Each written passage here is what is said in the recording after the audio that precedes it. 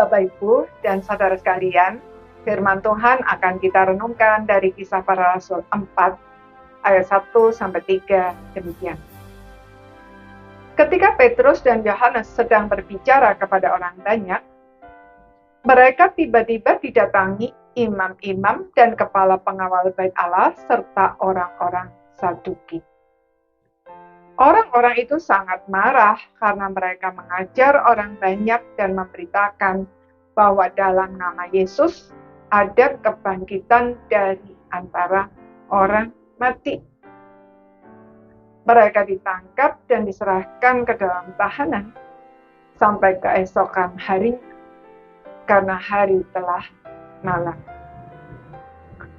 Saudara-saudara sekalian, penangkapan Petrus dan Yohanes oleh imam-imam dan kepala pengawal bait Allah serta orang-orang Saduki menunjukkan bahwa mujizat maupun pengajaran firman Tuhan yang benar saja tidak cukup untuk membuat orang memahami Injil dan menerima Tuhan Yesus jika sejak awal mereka sudah mengeraskan hati atau memiliki sistem kepercayaan yang mengakar di dalam pikirannya. Itulah yang terjadi dengan para imam, pengawal bait Allah, dan orang Saduki yang datang untuk menangkap para rasul. Selain karena konsep Mesias yang salah, orang Saduki juga tidak percaya adanya kehidupan setelah kematian.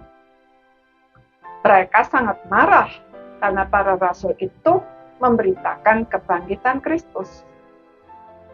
Sistem kepercayaan mereka itu membelenggu pikiran dan membutakan mata hati mereka dengan sangat kuat. Sehingga walaupun bukti-bukti telah dipaparkan dengan jelas, mereka tidak mampu melihatnya, apalagi mempercayainya. Dibutuhkan kasih karunia Allah dan kuasa Roh Kudus untuk lebih dulu meruntuhkan sistem kepercayaan tersebut. Itulah yang dikatakan Paulus di dalam 2 Korintus 10 ayat 4 dan 5 demikian.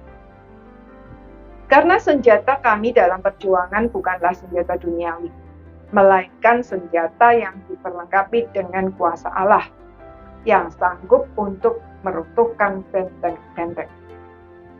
Kami mematahkan setiap siasat orang dan merubuhkan setiap kubu yang dibangun oleh keangkuhan manusia untuk menentang pengenalan akan Allah.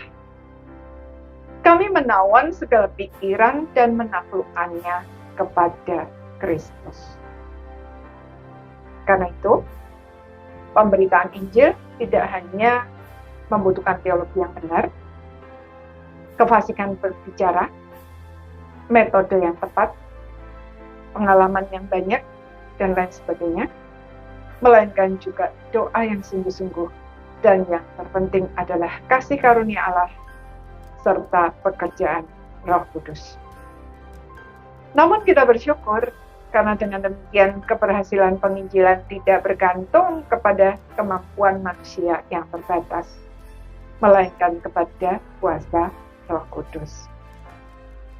Jadi, jangan pernah minder atau takut hanya karena kita merasa bahwa kemampuan kita untuk memberitakan Injil tidak memadai.